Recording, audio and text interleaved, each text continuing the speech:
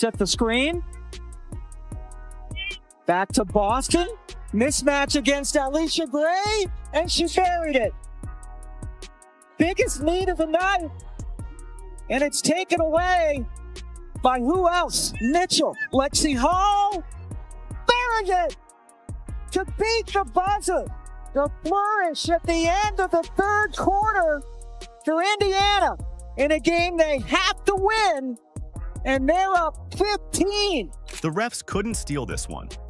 After all the frustration of Game 1's controversial officiating, the Indiana Fever stormed Gainbridge Fieldhouse and never looked back, crushing the Atlanta Dream in a defensive masterclass in Game 2 of the WNBA playoffs. It was their first playoff win in almost 10 years, with Caitlin Clark cheering from the sidelines. Yet, with 5 players out, this was more than just a win. It was proof the Fever could rise from adversity. And when Aliyah Boston finally spoke postgame, her words captured the very heartbeat of this team. You won't want to miss what she revealed. If you're fired up, then comment, "Let's go Fever." Let's go. Game 3, baby, Game 3! See you in Atlanta. Not done yet. One more. Jump to the chat, baby. Come on, come on. Need that. One more game, baby, one more game! Fans didn't just walk into Game 2 ready for playoff basketball. They walked in carrying anger. The way Game 1 ended still stung, with whistles that felt one-sided and moments that looked like the deck was stacked against Indiana. People were calling it robbery, and the mood wasn't just frustration, it was disbelief. When you play your heart out and feel like officials tilted the balance, it's easy to lose focus. Now, this one on Lexi Hall got me riled up because this was early on in the game, and this was probably the best defense that Lexi could have played. If you watch this play here, Ryan Howard is going down, Lexi Hall's guarding her, Ryan goes behind her back. Lexi doesn't touch her because she's backpedaling the whole time. She has her hands straight up. Like, this is really good defense that Lexi played here. And here's where it gets interesting. Indiana not only had to deal with that outrage, but also the fact that 5 players were out. The weight on their shoulders could have crushed them before the ball even tipped. Head coach Stephanie White knew exactly what was at stake. Before the game, she spoke about that missing ingredient in Game 1, saying, "There's got to be a desperation that you play with and a sense of urgency that you play with at all times." That wasn't just coach speak, it was a challenge. She was calling for a gut check. There's a certain desperation that has to come with how you play every possession. I didn't feel like in Game 1 we played with that desperate, mentality that we needed. Particularly when you look at 50-50 balls, when you look at how many times, we didn't get inside the 3-point line for a defensive rebound and the ball hit the floor and they were able to get it. There's got to be a desperation that you play with and a sense of urgency that you play with at all times. We didn't have that consistently for 40 minutes in Game 1. I expect us to have it here tonight. What we saw from Indiana wasn't a shrugging off of bad luck. It was a full embrace of pressure. They didn't fold. They committed themselves to a performance that nobody could take away in the box score, no matter how the officiating went. Stephanie White wants to see her go downhill, be more aggressive offensively. This is a great matchup. Boston against Jones. Just a fun matchup between 2 big posts with size, with good. From the opening possession, the Fever created a tone that left the refs irrelevant. They scored first, defended without hesitation, and before Atlanta could even steady themselves, Indiana had control. For the first time since 2002, the Fever went wire to wire in a playoff win. Not one lead change, no ties, just complete control for 40 minutes. Think about that. That's how you silence the storyline hanging over from Game 1. You erase every window for controversy. This is the other Howard, Natasha for Indiana. Powers with the board, goes up, tough one and got it! The defense turned the game. Atlanta, a team that thrives on perimeter shooting, couldn't breathe against Indiana's pressure. In the first half, the Dream shot 1 for 10 from deep. By the end of the night, the numbers hardly improved, finishing 5 for 19 from 3 and under 40% overall from the field. Their rhythm was gone. Every possession looked rushed. Indiana dictated everything, and the refs? They had no game to dictate.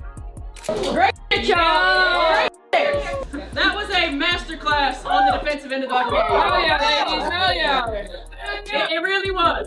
It really was. I mean, I'm so proud of you. Stepped up to the challenge. back against the wall, and our back is against the wall every fucking game. But y'all, look, I'm proud of you. We ain't finished though, right? We ain't finished. KK, way to be ready. The second half of your aggressiveness, it was a difference maker.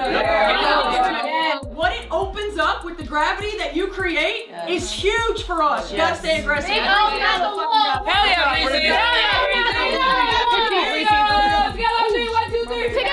At the same time, the crowd wasn't just loud, they were fierce. Gainbridge Fieldhouse sounded alive, and it wasn't lost on anyone that Caitlin Clark was right there on the bench standing and clapping, fueling that energy like an extra gear in the building. Even though she couldn't be on the court, her presence tied the team and fans together. When the clock expired, the win stood as much more than 1-1 in a series. It was proof this team could control their destiny instead of watching it slip away. Redemption after heartbreak. But what truly carried Indiana to this moment wasn't just a single hot hand. It was the way everyone stepped forward at the same time. For Kelsey Mitchell, Lexi Hull, and Aliyah Boston, this wasn't just another game.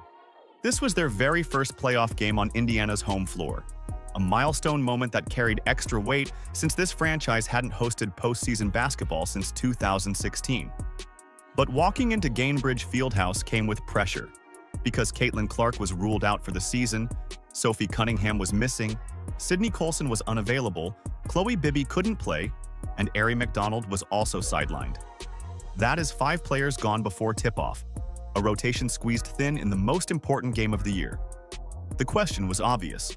Who would step into that void?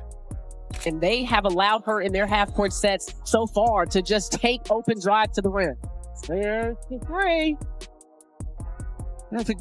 And fans didn't appreciate how good Kelsey Mitchell is, and they're certainly getting an eyeful this year. Here she goes. She's guarded by Petty, takes it right to the basket and misses. It's a hit for Mitchell. The answer came from the player who has been holding it down for years. Kelsey Mitchell didn't just play well, she carried the offensive load with a game-high 19 points. She drained 4 three-pointers, many of them momentum shots that stretched the lead and made Atlanta chase all night. Without Clark's usual gravity on the floor, Mitchell had to create her own offense and command defensive attention every trip down, and she embraced it. This was her stage, her home playoff debut, and she made sure the crowd had plenty to cheer about. Kelsey, you've had a lot of moments with this franchise throughout the years. Where does leading them to a playoff win at home kind of rank among those? Oh, man, it takes a village. I think we all piggyback off each other within our group and our organization. So I think it took a collective group effort to be able to be here. And I think that our first win here was big for us because we've been resilient throughout the course of the year. And it was just, I don't know, it felt really good to see ourselves on top and do something great for a change. When it comes to us being resilient, have to fight off a lot of ups and downs, backs and forth. And so it felt good for us to really, come out on top tonight. Aliyah Boston added the kind of steady production that makes her presence in the paint impossible to ignore. She scored 15 points, pulled down rebounds, and handed out 3 assists, quietly stacking stats while dictating the interior game. Against a tough Atlanta frontcourt, she found ways to score inside while also forcing double teams that opened up looks for teammates. Every trip in the post reminded the Dream that Indiana now has a centerpiece they can't push around, even in the postseason. Stephanie White wants to see her go downhill, be more aggressive offensively. This is a great matchup. Boston against Jones. Just a fun matchup between 2 big posts with size, with good anything.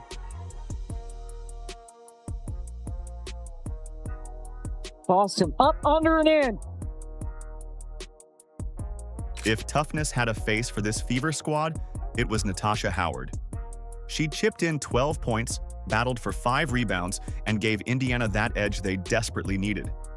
Howard did the dirty work, fighting under the rim on both ends, slipping into open spots on offense, and providing enough of a scoring punch to keep Indiana in control. It wasn't flashy, but it was relentless. And in a shorthanded game like this one, her contributions were invaluable. Both teams around that 40% mark. They didn't hit that in game 1, and that's a good way to go for Natasha Howard. Gray goes down. What is she? Good patience by Howard. Mitchell bounce pass, and Tasha Howard, and it rolls in. Howard has had great activity tonight. Then came the spark nobody saw coming. Rookie Michaela Timpson, with limited minutes all year, poured in 9 points in just 9 minutes of playing time. She entered the game when rotations were thin and immediately brought energy. Quick finishes, aggressive moves, and a confidence you don't normally see from a rookie in a playoff atmosphere. Those 9 points weren't just filler. They were an injection of momentum at a critical stretch, showing that Indiana's depth has surprises it can still reveal. Boston bottled up, but found Timpson. Another good pass from Boston. Great passing out of double. Pam, before the game, you asked Steph White, how are you doing this? She looked at you and said, the core group has been resilient and flexible. We saw that towards the end of the quarter, and they continue to start the fourth. And for the biggest crowd reaction of the night, that belonged to Lexi Hull. As the third quarter wound down, she lined it up and drilled a buzzer-beating three that sent Gainbridge into chaos. The noise that followed said everything. Fans had been waiting years for a moment like that inside their home arena.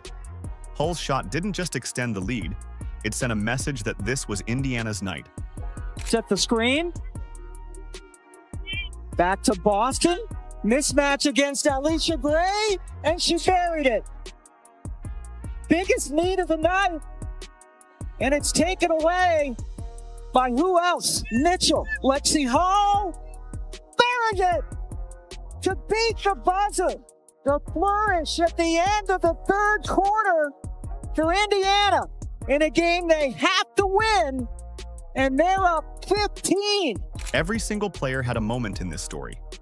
Together, they proved resilience isn't just a slogan, it's who this team is.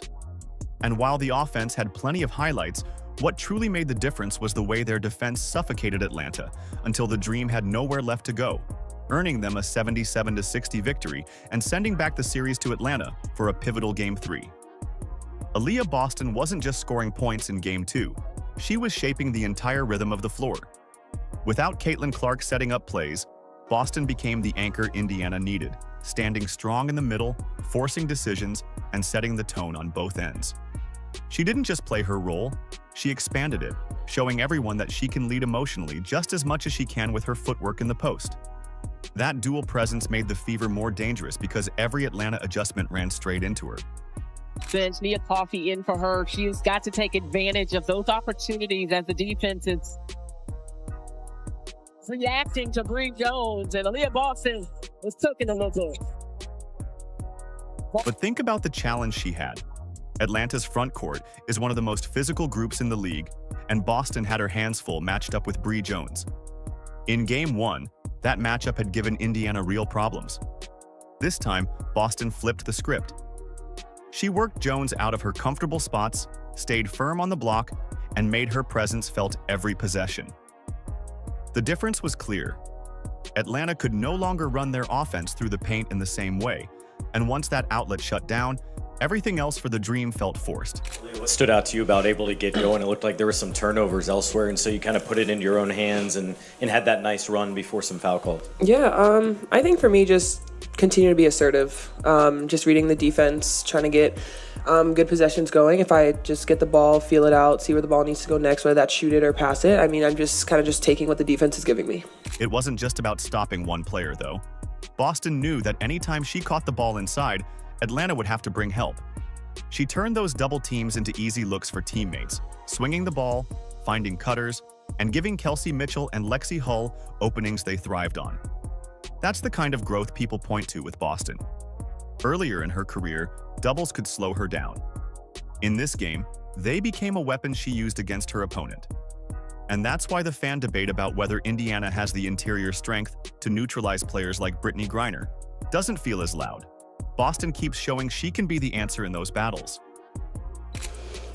That sequence there at the end of the third quarter, just speak to the importance of that, and that kind of feel like sort of like the backbreaker for Atlanta, so to speak, when you. Yeah, that was great for us. That seriously was scoring the ball and then getting that tip and then Lexi hitting that three. I mean, the energy, everyone felt it. The crowd was going crazy, and we just used that momentum into the fourth. All of that composure on the floor made her words after the game hit harder. When asked about what fueled Indiana, Boston didn't hide her pride. She called the defense a masterclass, and described the locker room as crazy because the team was overwhelmed with belief in what they put together. She said they were locked in, and the way she said it reflected not just confidence for one night, but the conviction of a group that now knows exactly what they're capable of. That emotion was real, and you could see how contagious it was for everyone around her. Speak to the emotions of a win like this. Kelsey already kind of touched on it, but what's the vibe like in the locker room after you get a dominating win? Yeah, I mean, everyone was happy. The vibes were really great. I think, just like Kel said, this was super big for us. Our backs were definitely against the wall in this, and we know that we've just been through so much this season that coming out with this win and then giving ourselves another chance in Game 3, emotions are high. Even Caitlin Clark couldn't hold back from reacting to it in her own way, sharing an emotional forward post about Lexi Hull's 3 that echoed that unity. The players who were on the court and the ones stuck on the sideline all felt part of the same victory. That spirit makes the Fever dangerous. And now, the only question is whether that unity and discipline can carry into Game 3 on the road. Game 3 is everything. The series is tied, the momentum has swung, and now it all comes down to one night in Atlanta. For the Fever, the test is simple and brutal. Take the dominance they displayed in Game 2 and bring it into the Dreams home building, a place where visiting teams rarely walk out with wins in elimination settings. The Gateway Center Arena will be loud, and Atlanta will play desperate. But that's exactly the kind of storm Indiana has been bracing for all season. Steph holding them to 60 points today. What did you see that was so effective from you guys defensively and really turned this game? I mean, our aggressiveness, our attention to detail, our ability to contest without fouling, to be disciplined, in that area, I thought was huge. We played good enough defense down there, and our offense just couldn't get going, and we were able to get it going on both sides tonight. I continue to just be so proud of this group and their resilience, their toughness, and their ability to respond. Atlanta's biggest problem is that Game 2 made their weaknesses obvious. They couldn't hit shots consistently, finishing with just 39.4% from the floor, and their perimeter players never found a rhythm against Indiana's pressure. 5 for 19 from deep isn't good enough in a playoff game where every basket matters. When your offense is forced into rushed shots and your spacing collapses, it exposes how much you rely on pace. Indiana controlled the pace, and that blueprint is the kind of thing that often travels well no matter the arena. For Indiana, the key pieces don't change just because they're on the road. Kelsey Mitchell's scoring is reliable, and her ability to create space without Caitlin Clark drawing defenders makes her one of the most dangerous players on the court. Aliyah Boston's post presence is the anchor. Her control of the paint forces double teams and creates openings everywhere. Natasha Howard will once again play the physical role, battling for extra possessions. Then there's the wild card, Michaela Timpson. 9 points in 9 minutes doesn't happen by accident. The question now is whether a rookie can walk into a hostile environment and deliver that same spark again. Kelsey, going into a do-or-die Game 3, what excites you about that opportunity as a competitor? I think it would be a really good challenge for us. I think, obviously we want to win a game and they want to win a game, so I think somebody has to lose and somebody has to win, obviously. But I think that we take tonight for what it is and start mentally preparing once it hit 12 o'clock and being able to go into what's important for Thursday. And so, like I said, it's a big opportunity tonight, but you gotta let it be the moment and let it kind of fuel you for Thursday, but you gotta move on. Psychologically, Indiana might have the edge. Think about the pressure shift. Atlanta is the favorite at home, they're expected to win, and yet they're the ones reeling after having their game plan dismantled. Meanwhile, Indiana just wiped away nearly a decade of postseason frustration with one win and proved they can do it without their superstar. That confidence is powerful, and confidence can quiet a crowd just as fast as a fast start. Atlanta will adjust. They'll look to get the ball moving faster, push tempo, and attack before Indiana can set their defense. They know the stakes too. But this Fever team has been forged by adversity throughout the season. Surviving injuries, silencing doubt, and now staring at a do-or-die challenge. They've already shown that setbacks harden them. No matter what happens, their identity feels rewritten. Steph, for Game 3, how much does a win like this give you guys confidence that you can close out the series in a tough situation on the road? Yeah, I mean, I think that this is a group that's confidence has really never wavered. We've been in in every kind of situation you can imagine, and we've been able to find ways to put ourselves in position to win, and this will be no different. Obviously, it's going to be on the opponent's home floor, but it doesn't matter. I think for us, our if we maintain our attention to detail, if we continue the defensive effort that we had tonight, and we shoot with confidence, we give ourselves a chance. And this group is continued to show their heart, their character, night in and night out. This win went far beyond the scoreboard. It reminded fans what Indiana basketball truly represents: resilience, unity, and grit. After nearly a decade without a playoff victory, the Fever finally reclaimed their identity with a dominant 77-60 performance that erased doubt and reignited their future. Now the stage shifts to Atlanta. With the series locked, Game 3 isn't just another elimination game. It's the chance to change the franchise's path and prove they belong among the league's best again. The Fever silenced the refs, silenced the doubters, and now it's time to believe they can shock the league. If you're fired up, then comment, "Let's go Fever." Like, subscribe, and turn on all notifications so you never miss out. Click the video on the screen, and we will see you in the next one.